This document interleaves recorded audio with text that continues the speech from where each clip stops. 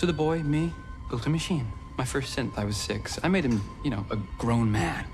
Yeah, one day my daddy came home from the factory, and there was my synth, and that was the end of Daddy.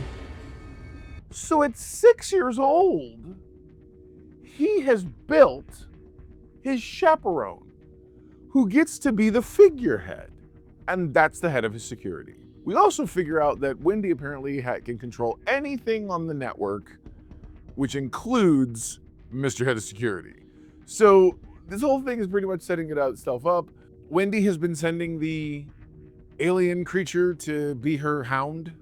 Oh yeah, it's this whole thing.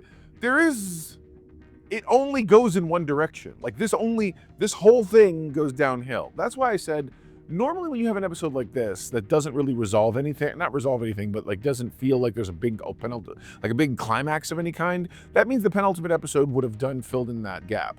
I went back and I watched the penultimate episode just kind of make sure that I understand sort of what I'm talking about. So again, this breaks a lot of the rules of storytelling. However, it does it in a very engaging way.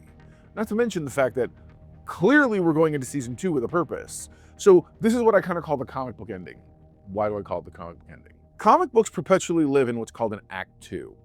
And so this has ended, and that means the next season is going to be an Act 2.